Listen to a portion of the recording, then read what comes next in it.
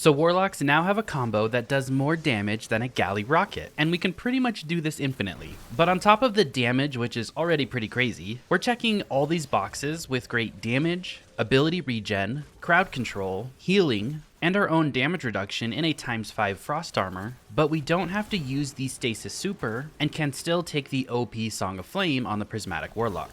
And it gets even better because all of this is accomplished with one single shot from our weapon. Our Bleak Domain nuke goes off, and everything I just mentioned is activated to make the build feel so smooth, and it's just so satisfying to watch all the freezing explosions go off. Now I tried this build on both the Prismatic and the Stasis subclass for the Warlock, and the Prismatic subclass just does it better, and that's mainly for the healing source, which is Devour. That's about the only thing you lose if you switch over to Stasis. Also, the Song of Flame Super is still better than the Stasis Super, unfortunately, but we all know that if you're pushing into harder content, then you need a good source of healing to survive. Stasis Warlock has great crowd control, and it still can be a very good build, but you have to play your life so much more on the Stasis subclass when you don't have access to Devour. So where do we begin with this build? If you started the new season, you probably had the new double fire Stasis grenade launcher drop, and the few people that I asked all got the same role, which was Rhyme Stealer in the first column and Chill Clip in the second column. Now the main perk I'm talking about here is Rhyme Stealer.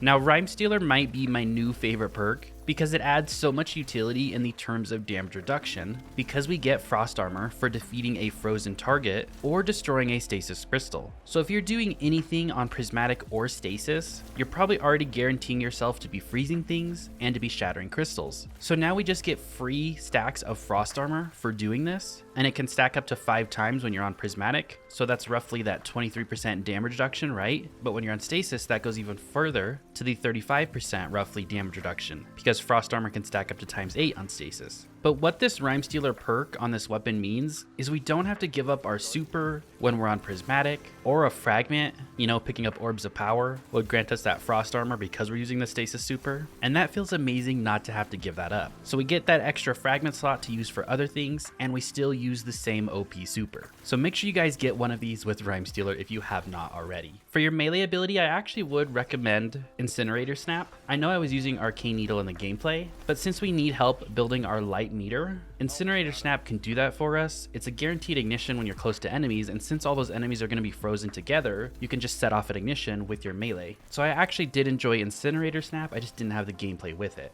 For the two aspects, we take Feed the Void, of course. Defeat a target with any ability to activate Devour. You get improved healing, and you get that grenade energy coming back, which is just going to feed into our second aspect, which is Bleak Watcher. You hold your grenade to convert into that stasis turret, throw it out. We're going to tie that into our exotic piece in a second here. For our fragments, we do take Facet of Ruin. This increases the size and damage of the burst when you shatter a stasis crystal or a frozen target, and it increases the area effect of solar ignitions. So when you pair this with the melee Incinerator Snap, bigger booms, and when we pair this with the frozen targets we're defeating and the stasis crystals we're creating with our Bleak Domain, again, bigger booms. I also really enjoyed Facet of Command with this. Freezing or suppressing a target reloads your weapons and increases weapon stability, aim assist, and then when you defeat frozen or suppressed targets, it creates those stasis shards. So there's a lot of things that have to do with the artifact with stasis shards, but within this build, I didn't even have any of the artifact unlocked really, only like 4 mods, which was anti-barrier stuff, so I haven't even gone into depth here with the artifact. But they actually buffed Facet of Command, so the cooldown is much quicker now when it can reload your weapons when freezing enemies. We do like Facet of Protection here.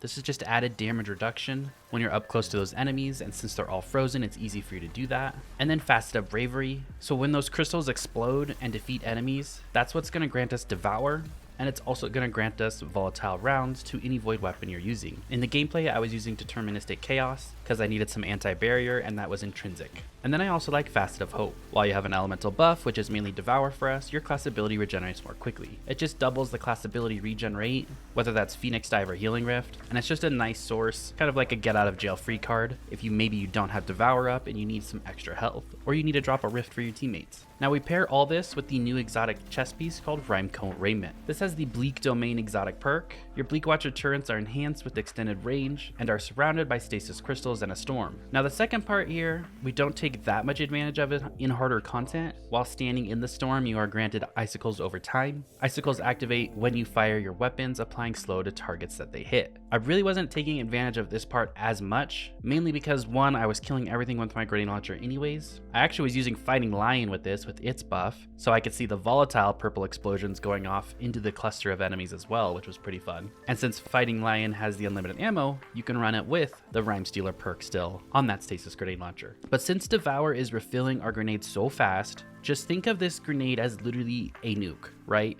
It does more damage than a rocket, so you want to get it on a spawn of enemies, you want to get it right on top of a champion, anything, and you don't really need it to commit and to go stand in it just to get those icicles. Now for the mods on the build, on the helmet, I take a Stasis Siphon to create those orbs of power on double kills with that Stasis grenade launcher, and then 2 special ammo finders just to keep our ammo up in that grenade launcher. On the gauntlets, a Stasis Loader to reload that Stasis grenade launcher quicker, a Firepower so when those crystals go off and explode, we create orbs of power when it kills something, and a Bolstering Detonation, grants class ability energy when you cause damage with a grenade. On the chest piece, take 2 resistance mods, so I had arc resistance and a void resistance in there, and then also a stasis reserves, just to add extra ammo to that stasis grenade launcher for you. On the boots, we take an absolution, reduce all ability cooldowns each time you pick up an orb of power, and then a stasis scavenger to get extra ammo when you pick up a brick for that stasis weapon, and then innervation to get grenade energy when you pick up an orb of power. On the class item, we add Reaper, so every time we use our class ability, we spawn another orb of power. And then I also liked Proximity Ward, gain a powerful overshield while performing your finisher, just to keep you healthy while you're finishing an enemy, and we pair that with Special Finisher. This is where we generate special ammo when we finish a enemy for you and your entire fire team,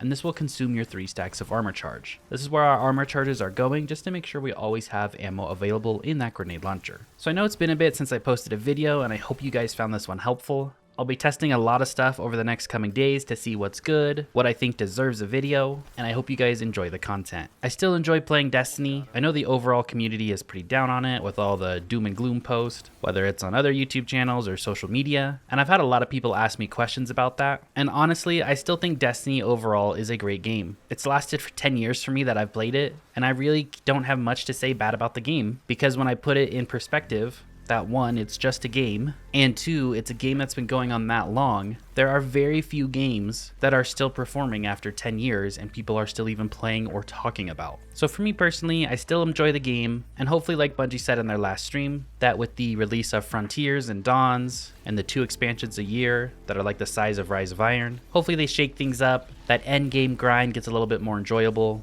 Stuff that brings you back over and over and want to keep playing. If they can fix those issues, I think we'll be in a pretty good spot. Thank you so much for watching. I really appreciate it, and I'll see you guys all in the next video. Have a great rest of your day.